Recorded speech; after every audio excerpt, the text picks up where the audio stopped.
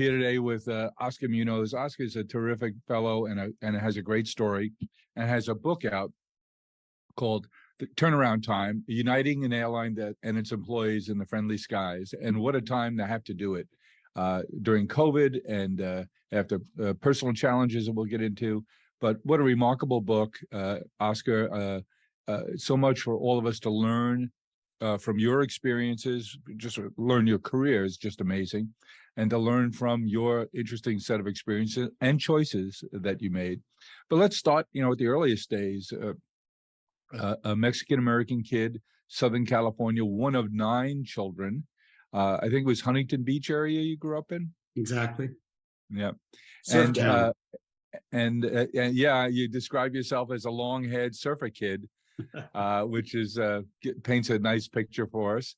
And I'd love to hear about the earliest influences in your life. And I think you talk a great deal about your grandmother and the role that she played. And one of the important events in our lives here around Flowers is Grandparents' Day. So we'd love to hear about your earliest years and in particular that relationship you had with your grandmother. Yeah, it was my maternal grandmother. And as I share in the book, which I hadn't shared with anyone up until that time, was the fact that I was born to a single mother. And she subsequently left after a year or so from Mexico to come to Los Angeles, where her older brother was there and had arranged all her paperwork. And so she went up there to try to make a living and left me with my grandmother for probably, well, not probably 7.5 years, where I grew up.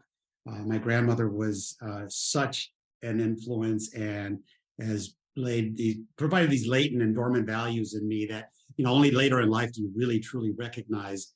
She was an incredibly hardworking woman, of course, as most people are, but her character and her approach to humans was, to this very day, I can just remember, even in those early formative years, how she interacted, she wasn't a learned person of any sort. She didn't have a job or a home, and so we traveled all over kind of northern Mexico with family and friends. And one of the things I talk about is this concept of in the Latino heritage, the concept of familia, family. And the one thing that you really quickly realize in our sort of heritage is that you don't need homes, you don't need anything. There's always someone there with their arms open, and we took full advantage of that for the years. So we wandered around in different places with different family members for so many years. Importantly, everywhere we went, every location we stopped in, every interaction we had with a family or friends that we were at, she was always so bright and cheery and joyful and sweet and giving of those things, to the point where that's what those are the dormant values that came into me. And only, again, as I said earlier, till later, when I had faced issues and had to make tough decisions about certain things, that those values come up. And it's very much led my leadership style, which is one of outreach, of bridging gaps, of like something I call listen and learn. All of those came directly from her. It sounds to me like when you had those difficult decisions to make, that you'd find yourself grasping at those values that you learned at an early life, even though you didn't know you were learning them. Yeah, no, that's the wonderful thing about these latent and dormant things, right? That you don't know you have them until you need them. But Until you tested. Until you tested. And she was an incredible woman. I mean, and the postscript on that, she retired when she was 86 years old. And she ended up as a maid at the Flamingo Hotel in Las Vegas. And the story I love to tell, and I was just there making a speech at an event, in the Flamingo Hotel basement where the employees work and have their holding area, there's a Hall of Fame for employees, and she's on it. And it's just this wonderful thing where my families, my kids, every time it goes, like, we have access to that section. And that's the kind of person she was. And on her retirement day, one of her friends called and said, "Hey, would you mind coming?" And I said, "Sure, of course I'd love to." I'm expecting, 3 or 4 ladies that are going to have a little dinner or something. Well, I show up and, they had an overflowing, ballroom, And what I most vividly remember, two things. One, the suits were there. So it wasn't the little ladies that she played around the gun. I mean, people in suits were there, which is the senior management. And then, of course, the second thing was the stories you often hear about someone that you're just not aware. And no, thankfully, it wasn't posthumously, but just stories of caring. She's, and then to add a further postscript, shortly after she retired, as we began to take care of her, she had had an arthritic condition, probably the doctor said over a course of a decade, that had grown so badly that had almost fused her ankle bone and leg to the point where, as the doctor would say, the pain level when they ask you 1 to 10 is a 20. And she worked for a many amount of years with that, never complained, never missed a day of work. And so it is that backdrop of a woman like that who, in my toughest moments, and we all have them, right? You reflect on that, and you know that my worst day at work is probably a good day for her, what she was doing every day. So it's a really wonderful story, and it's a meaningful one to me. And the fact that it has that Hispanic Latin sort of backdrop on Familia, I think is also an important message for this world that we live that's divided. This whole DEI is such a term. Everyone's a human, and everyone has amazing values. And for us to be able to open our aperture and understand a human like her, because if you saw her in the street, you wouldn't think anything of her. Right? She was just a simple woman, but yet she, in effect, inspired me to do the things that I've been able to do. And that's the story of being open and inclusive, as opposed to, the rules and all the things that we're doing now that sometimes aren't always meaningful or actionable, and they're more for optics. There's a real human value to being inclusive. And again, that's not a political statement. It's not an immigrant statement. It's just a statement that is just true. There's so much in there, Oscar. I'm drawn to a question about, you mentioned early on, leadership. And we know it when we see it. And clearly you write a lot about it in Turnaround Time. And you learned leadership qualities in unusual ways, as we all do, and you certainly did growing up. I think you're also doing a wonderful service for all of us by bringing up the concept of familia, that you grew up in and around, and how it shaped your life. And I think it's shining a light on a cultural aspect of the people of your heritage, bring to the table, bring to the workplace, bring to our culture, that's really important, and one that we need to celebrate a bit more. It's also differentiating in terms of how fortunate we are here in the United States that our immigration is primarily Latin because of familia. The whole idea is family's intact, work ethic is important, being able to contribute.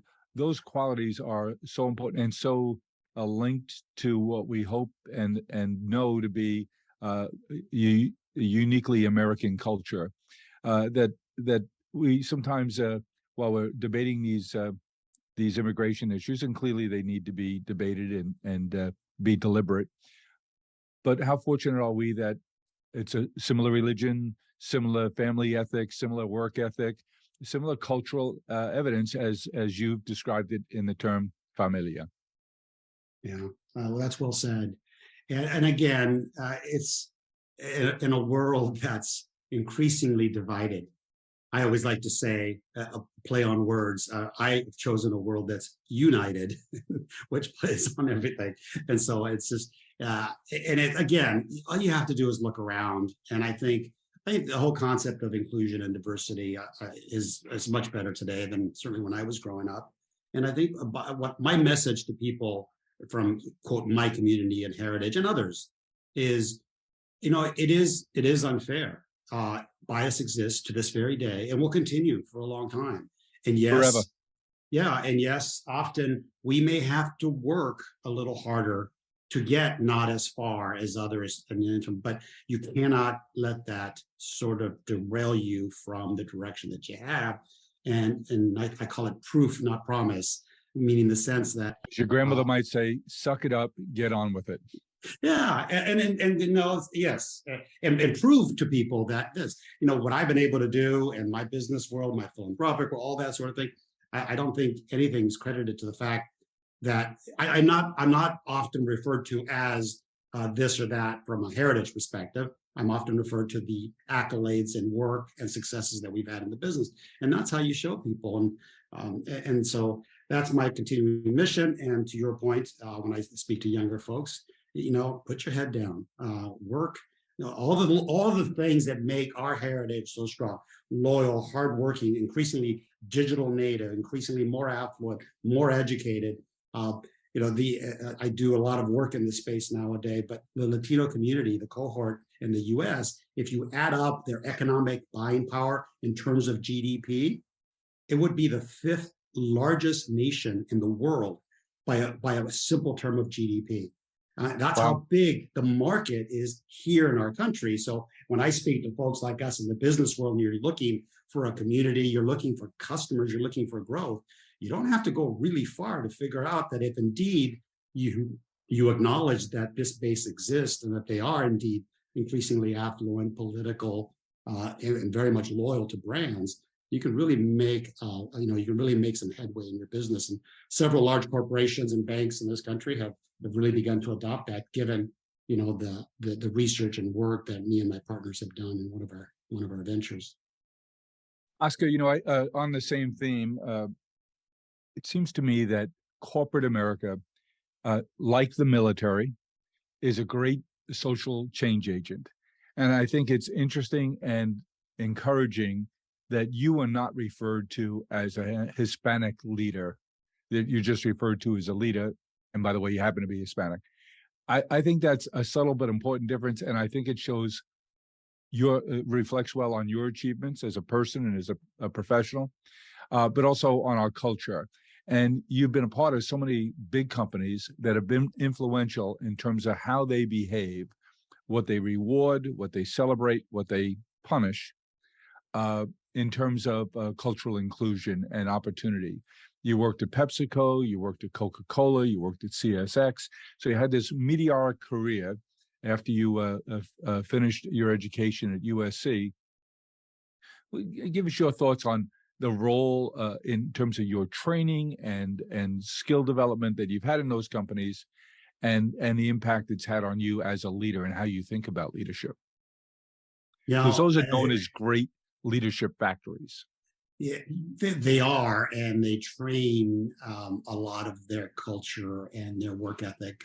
The early days, particularly at Pepsi and at Coke, you couldn't have two different companies. I always draw an analog between the city of New York, Manhattan in particular, and the city of Atlanta. And if you've traveled between them, you can immediately comprehend the difference between the culture, right? New York is New York, and of course Atlanta is much more genteel, but nevertheless both are very great cities and both great companies. I think I've been very fortunate to be part of some really great corporations, which is part of it. Good curriculum towards training, good examples of people that are doing things around you that you want to respect and aspire to.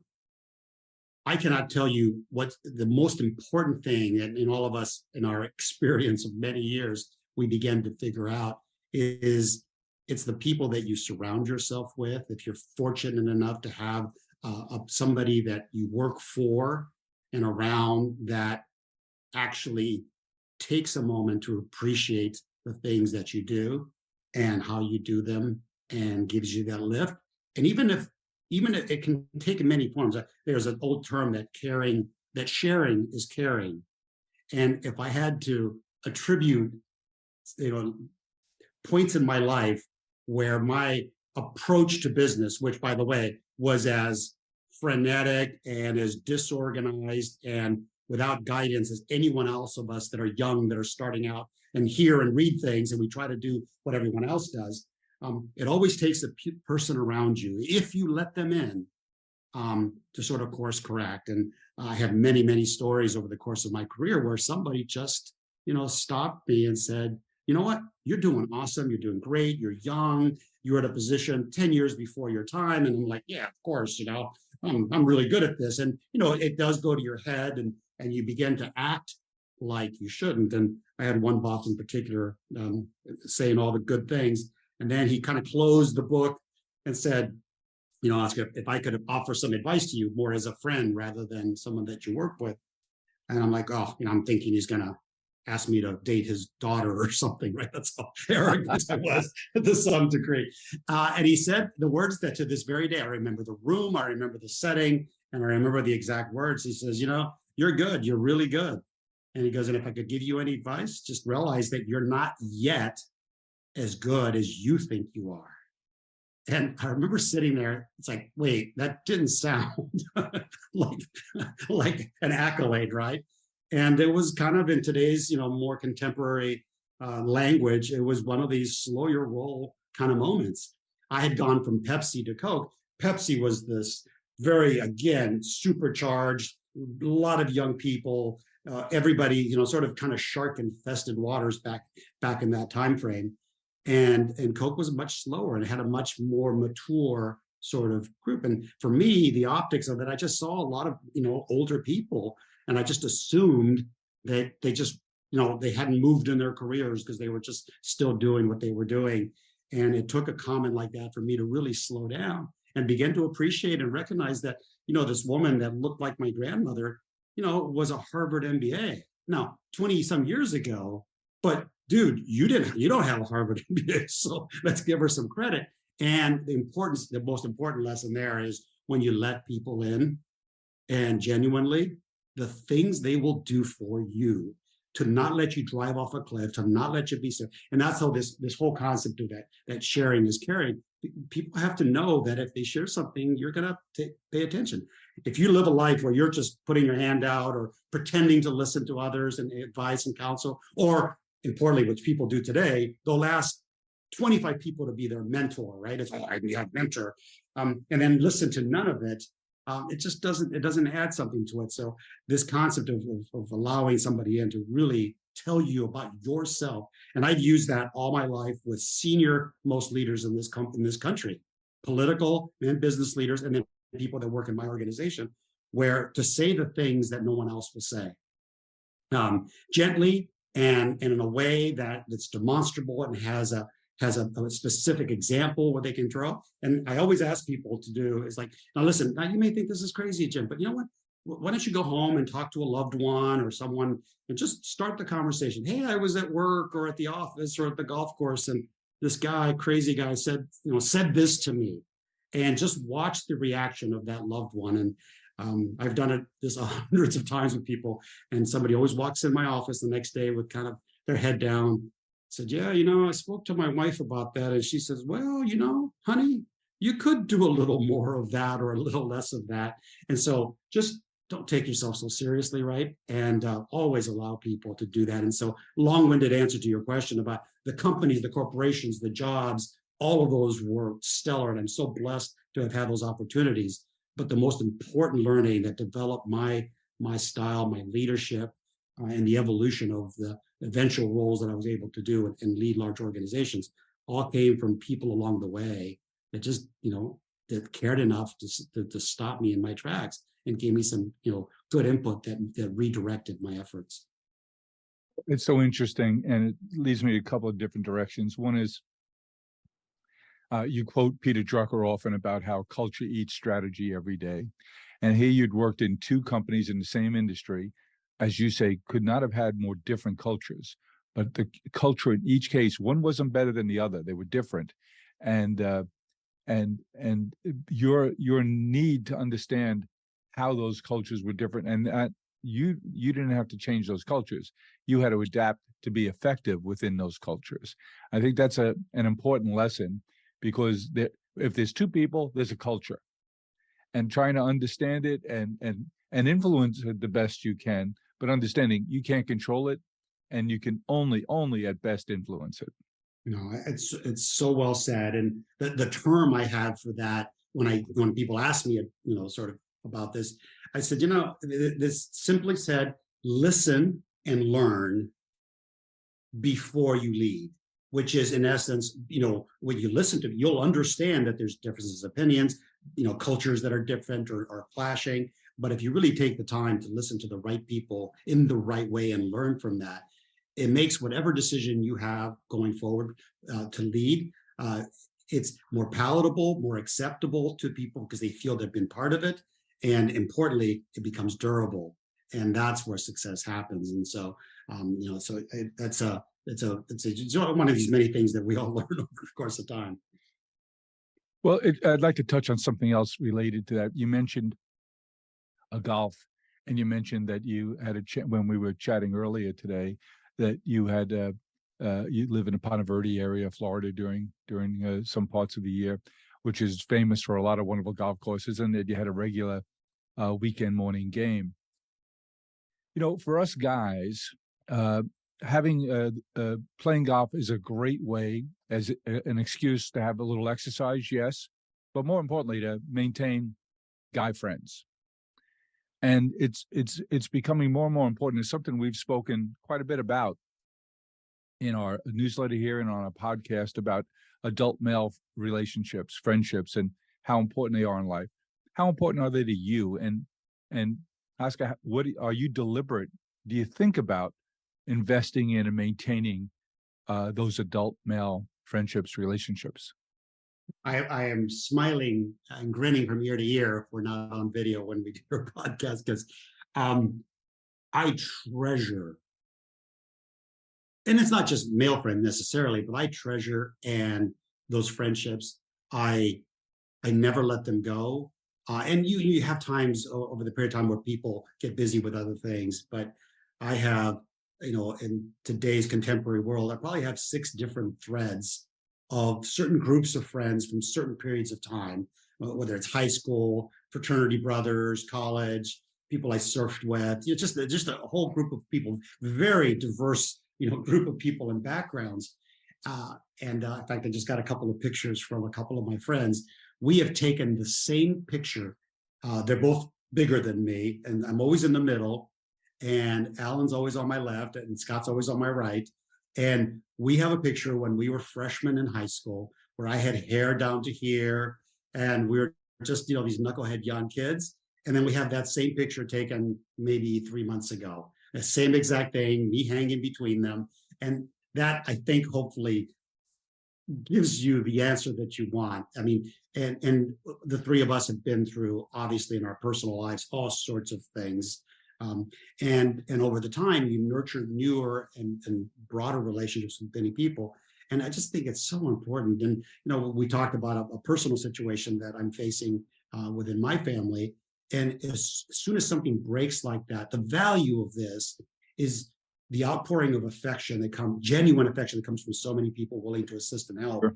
But also the connections that can make, they can say, hey, have you spoken to this about this or that?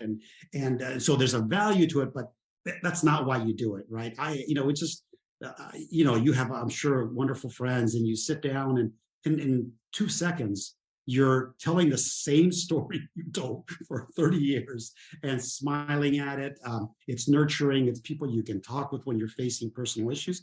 Again, the most intensely intimate part about all of that is these people that you've known for so long and have put so much effort into the relationship. I heard as I've written this book, I've spoken a lot, so I've heard all these terms, but I heard this one great concept that trust travels at the speed of vulnerability. Say it again. Trust travels at the speed of vulnerability. And it just applies to personal relationships, to work. When as the boss of a large corporation, if you're walking around, giving everyone the impression that you know everything and that you have no weakness, people are going to go, okay. But if you're willing to say something as simple as like, Jim, I'm sorry, I didn't understand that. Can you help me with that? That vulnerability is something that comes in friendships, and I've just learned that the people that know you best, that you let into your life, when it comes time for need, they know who you are. You can't pretend with them. And I think, again, we get older in life, we learn that the facade that we try to put. I know as young men in particular, right? They get that deep voice. Yes, Mr. McCann. They get that sort of investment banker mindset that I always call. The quicker we learn to be ourselves and to open up ourselves to others, the value that accrues from that is just so significant. So again, long way of answering your questions. I treasure my relationships. I nurture them. So many insights in what you say, particularly around vulnerability.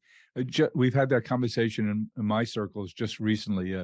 One of my friends is an expert on leadership. You might know him. His name is Jeff Sonnenfeld. He's the associate dean yes. at Yale. And Jeff was just talking about leadership and he studies it professionally. He knows so many people who have been and are in leadership positions in business and in government.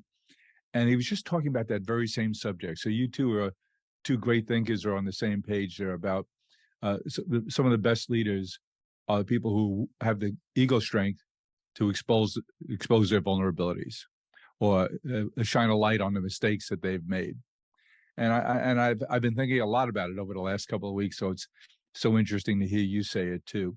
The dark age you mentioned as we get older, you mentioned that you have a home in Florida. We have a place in Florida too, over on the West Coast in Naples, and being deliberate about nurturing and developing a circle of friends. My wife and I have talked recently and quite a bit about the fact that we have to be deliberate about investing in and maintaining a wonderful, nurturing group of friends, because things happen as you get older, health-wise, geography-wise. The friends that say, okay, we're in Chicago too, Oscar, but geez, we're going to make Florida our year-round residence. So all of a sudden, your network just narrowed a little bit. So I think it's important to be deliberate about developing new friends and maintaining old relationships both. Yeah. And again, the empirical studies also suggest that it's life extending, right? Because you smile and you laugh and you no cry question with people. about it. And all of those things are emotions that it's easy to get sort of locked into a smaller group of friends, and it's just it's proven very valuable to me. I'm gonna especially with a. This is the you can see the hair there. Yeah, well, that was a very 70s, 80s kind of thing. Yeah, 80s. I think hair's overrated anyway, Oscar. Exactly. You came from one crazy part of the transportation industry, the railroad industry, where you'd had a terrific career. Obviously, one job leading to the next, developing your skill sets, your field of vision, your knowledge set. And you're on the board of the predecessor company to United Airlines. Tell us about that change and how did you decide to jump into the craziest of industries? It's sexy for a guy. I grew up in the walking distance of Kennedy Airport in a not so glamorous neighborhood. So I've always been fascinated by aviation. Kennedy Airport, back when I was a kid, was called Idlewild, and that was our playground. So I loved airplanes and airlines from an early age, and I always thought the dream job would be like the fellow who lived across the street from friends of the family who lived out on more eastern Long Island. They were the richest people we knew because they had a house on a canal. I mean, this is heaven. And their next door neighbor was the youngest pilot in United's history at that time. And I thought he was such a cool dude in every way. And here he was, a captain flying for United Airlines in the 60s. And I thought, what could be better? And then you begin to learn that this is one crazy business and complicated. And I can't imagine a nuttier business. Yet you, with all your training, all your experience, decide to go and jump in with both feet into this crazy, crazy, broken company. Yeah, and it's even crazier than that, the decision, given that where I was at the time. So I was on the board of the airline just for a couple of years, but I had a very full job at the CSX, the railroad company. I was president. I had been anointed to be the chairman and CEO, about to be announced, but a few weeks later, announced. Wow. And so it's beyond that. And the lesson that I speak about is this concept that I've dubbed knowledge of contribution.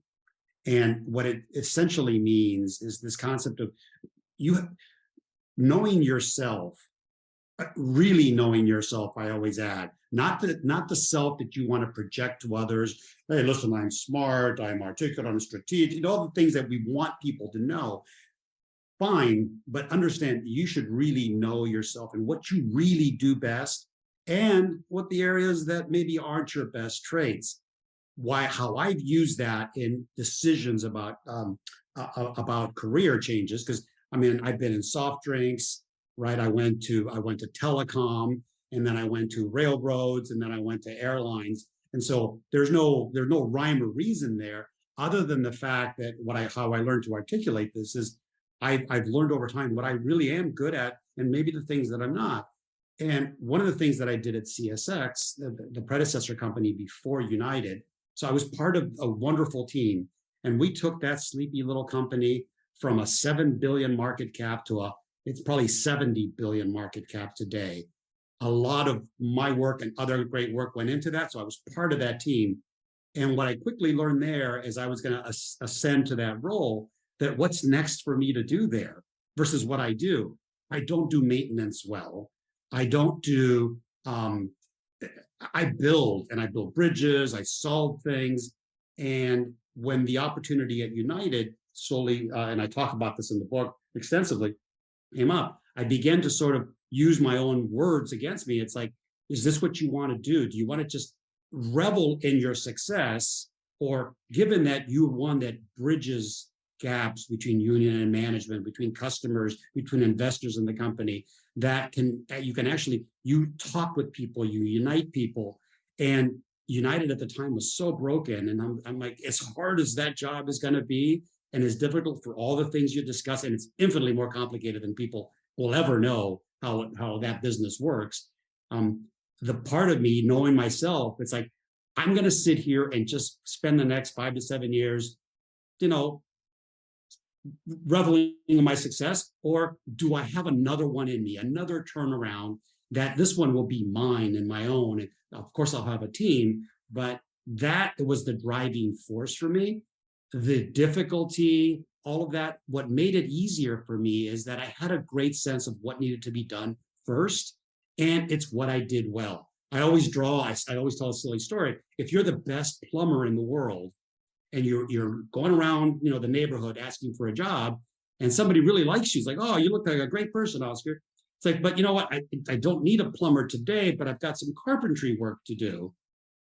If you take that carpentry job, it's not going to work out well. That's not what you do. So that's the point of knowing yourself and what you really do well. Because when an opportunity arises that says, you know what, I know it's going to be hard, but if anybody, I can do this, is what I very early on I told myself. And so that's kind of the short story around that. So it had nothing to do with the industry. I was already going to be a CEO. I never chased that role necessarily. You just do your job, you keep your head down. And somebody with my background, I didn't grow up from day one saying, my dad was a CEO, or my grandfather was, my dad was a meat cutter, a union meat cutter, and my mom was a stay-at-home mom. And so the ambition didn't come till later, and the decision to make the change at the time that I did was based on this knowledge of contribution. Throughout turnaround time, your story at United, Oscar, it seems to me that you're a student of history, and you're also very aware as in crafting leadership, and especially in a large organization like United with tens of thousands of employees. You can't affect everyone, but that the signaling that you do, the things you choose to emphasize, and more importantly, the vocabulary that you use and use over and over and over again are some of the few levers that you have at your disposal to influence the culture, which then decides how performance goes. And I love one in particular, which is profitable and principled. So you emphasized over and over again at United that we need to be profitable, but we will never do it in a way that's not principled. We have to be principled in everything we do. And you had some terribly public situations that you confronted that you turned into learning lessons and cultural pivot points, but it always came out to being principled in your behavior is key lessons for every one of your tens of thousands of people at United. Yeah, it's I think there's several events. I often talk about the book. I go, oh, what kind of book is it? Is it a memoir? And it's like, I don't know how to label it, but I will tell you this: it speaks more about failures and the learnings from that than the, oh my gosh, look at me and all the things that I did and how it was great. And I like to paraphrase the book in that way, because I think it's important to understand that these mistakes and the learnings from them are just such a critical part of who we are and who we become. And certainly it's been the couple particular issues that everyone always raises was the dragging of that customer on one of the flights. Well, I must confess, I watched an interview you did at the Economic Club. I think it was in Washington, D.C., with David Rubenstein, who's a wonderful guy, a man I think the world of. But he absolutely tattooed you with one thing after another.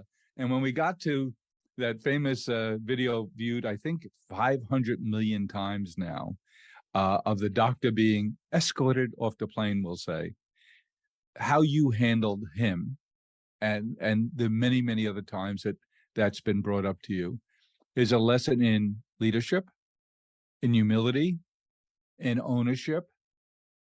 And I'll underline humility again, because someone else might have been antagonistic about that. Why do you keep bringing that up? No, you just, even though it's probably the 500th time you've dealt with it, you do it with humility. You say, we made a mistake. We've learned from it. You sprinkled in there that it wasn't your flag airline, and you got other points in, but you didn't run away from it, and you used it as a learning lesson for your people. Yeah, and I think what's critical about that is, first of all, people sometimes they're nice and sometimes they're not. But hey, do you mind if we bring this up? Or they just tell you, hey, we're going to bring this up. And I said, bring it. It's like there's just no way. And why I can say that, and this is a good lesson for everyone, because all of you watching this will face a crisis of maybe not this level of visibility around the world, hopefully, but you will face these decisions, and the decision to shy away from the normal corporate spin, which began probably the big mushroom cloud above this, because there's so many people involved, and you got to say this, you got to say that. When I went on TV that morning with tens of millions of people watching this thing, they're just waiting for a CEO to do what they normally do, right? I believe it was this one, that one. We talked about my grandmother. This is where those latent and dormant values come in. In the middle of that night, before I was getting ready to go to this interview, of course, I was uneasy and not sleeping. And I remember dropping to my knees, not because I'm a pious person necessarily, but I think as Lincoln said, there was nowhere else to look but up at some point. And I thought about no one on either side of you. That's right. No. And I thought about my grandma. It just came to me. This thing is like, what, kind of this. I know it sounds trite, but what would she do? And I know she would have never blamed anyone. She would have never done anything but take full advantage. So when I went in front of me, I didn't know what I was going to say, but I wasn't going to say what I had been coached to do over the previous day. And I just said, we let policies and procedures get in the way of doing the right thing for another human being. And that should never happen. Those are words that are from the heart. They're genuine. And somewhere in the back of my head, to your point of the 500th time, I know that the rest of my life, I'm going to have to deal with this conversation. I didn't want to have to deal with the same spin that was being taught, because first of all, whatever truth is in there or not, it had gotten too big at the time and nobody was going to listen. But again, it was those latent dormant values from a heritage and a human that cared for me early on that allowed me to do that in the way that I did. Came up with the term better boarding. Yes. Yeah, we always come up with cute phrases. But they make a difference, though, because when you say, I think of my wife and I have friends who are veterans of United Airlines, career pilots, flight attendants, and they got a little bitter. They thought it was the greatest airline in the world, and then when they had during a financial crisis, when they forced people out and trimmed back on the workforce, it impacted them. And they were always lamenting the fact that the good old days of the good old United, your single greatest accomplishment, in my opinion, is through all of that, the people now at United think we've recaptured the best of the good old days. And that's all about culture. It's all about leadership. It's all about priorities and vocabulary. And when you say, well, it's just that we come up with cute little sayings, but it does when people learn what better boarding means, and it's ownable by you and your team, that phrase, it triggers a whole sense of behaviors and attitudes that shape how people behave on the front lines every day. So it's critically important, even Well, though it we might be call cute. yeah. It's a Yeah. trigger to a sense, to a set of behaviors and an attitude. You're an astute and wise man, Jim, for sure, to understand the nuance behind that. I always try to simplify the things, and I use phrases, oh, this cute little trite thing. The resonance it has in a human, especially in a business like mine, where the majority of people are frontline people who have a degree of high school education. Most they're simple people in how they comprehend this. They're complex people in the way they understand and the way you ask them to interact with your customers. So when you say, I need you to care, we're rolling out this system that's called better boarding. Just the terminology, right, is easier. It's like, what are we doing? And if we put some phrase, well, logistical, time-based, they don't understand. What are you trying to accomplish? Well, in the name, it's there. It's like, and they all know, it's like, yeah, boarding sucks. And people crowd up, they want to do those things. A quick sidebar, at that economic club with David, I don't know if they recorded all the Q&A in the annals, but one person in Q&A stood up and for lack of a better term, very self-inflated, officious kind of person, and asked a very stern question. Is like, I'm a big flyer and I pay big money and I don't understand why I can't board first. And of course, he's a very well-known person in DC circles. And so I was like, oh, he's got you, Oscar. I said, sir, I understand. And if you could help me with one question, is it women and children or people in the military that you have a problem with? Because that's who boards before you, right? I think I will pay for that at some point in time because this person's very powerful. But it's the concept of you have any good travel hacks and all that. People always ask you those questions. So you know what? A little simple empathy and caring for the others around you goes a really long way. I know that older person is moving slow in front of you when they're boarding, or they don't know what they're doing. At one point in time, you're going to be that person. Or someone is distracted because they're going to a significant medical condition of one of their loved ones. You never know. Everybody travels for a purpose. And one of the things that we taught everyone at United was that very concept, is that people matter. It is not just a ticket number. You're going somewhere that's important to you. And that's all you're thinking. And I paid you, United, to get me there. And that's fair. And we should understand that person isn't just yet another seat number, or we call them, we have different terms for customers that and from their numbers and confirmation numbers and all that.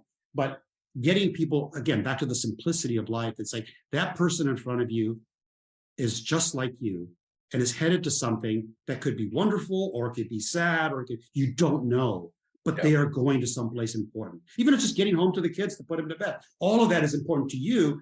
And when you place that simplicity in people's mind and ask them to care and think about that, and we use the term connecting people and uniting the world as our broad phraseology. Unless you're from United, you don't know what that means, but it means just what we just talked about. It means getting you, whatever role that you have in the airline, just think of last time you were trying to get home to your kids to put them to bed.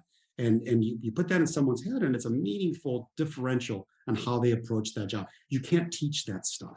You have to guide it and lead it. Reading your book, I was struck by a simple little phrase and how it triggers a sense of knowledge, or a body of knowledge, or a sense of attitude.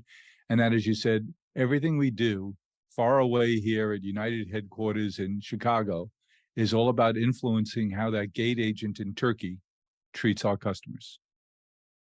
Yeah. And when you think about that, it's everything you do has an impact, but being conscious of how it has an impact and being deliberate about the words we use, the attitude we project, the humility we have. All of those things are about leadership, because at the end of the day, the experience that Joe and Betty have returning from visiting their family in Turkey is so much a result of the gate agent they encounter, the experience they have getting on board, and then the experience they have in flight. But it's one person could put a positive spin on that or make it a less than positive experience. And it's how you empower people to behave with principle, and yes, an attitude that we need to be profitable, but it's not above. It's not at the sacrifice of our principles. That's so important in leadership. Oscar, you mentioned when you had that you were going to do media the day after that horrific incident, that you thought about your grandmother, and you said you got on your knees. You said, well, I'm not a pious person, but does religion play an important role in your life? It has. It has, and many of us go through this in times of need. There's solace in knowing that something around you is bigger than you. And, again, I'm not an overly pious person, but in times of need, and, we all have those in our personal lives. And so I deeply believe, and I always talk about it in that way. It's like, whether it's a Christianity or Judaism or Hindu, it doesn't. What religion brings to people, I believe, is this feeling that there's something above you, broader than you. And for me, I find solace in that. And whatever your religion, whatever your God, whatever your mystic sort of thing, it's like believe in something bigger than yourself. I just think is helpful. It helps for me. It helps me bring me down to earth. It's like there's so many things going on in life. How do they all get controlled and monitored, and who decides all this stuff? I'm never going to be able to solve that equation. I know what makes me feel better, and I know what I want to teach my children and guide them to have that option. And interestingly, the kids will, when they're young, I want to get up and go to church, and then, but as they've grown older and they have their own children or they have their own families, it's funny how they begin to gravitate towards, again, the solace that concept of religion brings. And I'm sure that's controversial for many people, but from a personal perspective, kind of like having friends and nurturing relationships and all that human dynamic in our minds. We're social animals by birth, and we need guidance and support and a belief of something else. And all of all that mumbo jumbo I just said, it's important when you lead an organization, because the people that work for you and the people that buy your product all have those same views. We don't talk about it much, but how do you fill voids in people? In our world, how do you make someone feel really good when they're flying somewhere? Just make them, a little smile goes a hell of a long way, because life sucks. And I always talk about our industry. It's like, here's the problem. Mostly travel is difficult. You have to get to the airport, and it's usually traffic, and you're really rushed. Then you have to park or get out of an Uber. Then you have to go through security nowadays. Frankly, by the time you sit on our seat, you're just loaded for bear. You just want to take it out on someone. And I will tell my people, it's like, understand, it isn't personal. People are going through a lot of things in their own life, and you're just the lowest common denominator in there, the stuff, the proverbial stuff that rolls downhill or whatever.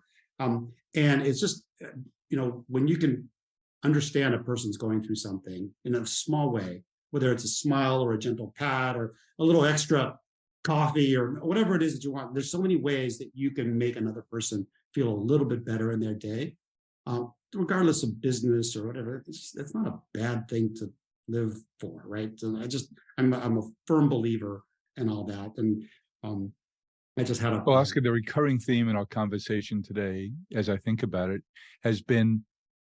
starts with religion. When I say religion, a faith. Sure. Thinking and having a knowledge that we're part of something bigger. Then it goes to family and the impact your grandmother had on you and the values that she instilled on you and the wonderful, good, humble person she was. But you were sort of something bigger that she was a matriarch of. And then it goes to your employment. You're part of something. You talked about all the companies you worked at and how they had different cultures, and you were part of something bigger. And that seems to be the recurring theme through your leadership and through all those unbelievably trying times at United, is to have that gate agent in Turkey understand that she was part of something bigger. And there's a set of expectations in terms of policies and procedures and passion, compassion, and being able to deal with people in a way like you just finished at there. I think that recurring theme of we're individuals, yes, but we're a part of other things. And I think, frankly, that's what we don't have enough of, for people to realize they're part of something bigger. Even if it's a nephew in our family and he's struggling, if Uncle Oscar and his other relatives continue to invite him to the family functions, even though it's not likely he's going to show up, but just to remind him he's part of something bigger. And I wonder, being one of 9, does your family get together very much? All the time. All Yeah. the time.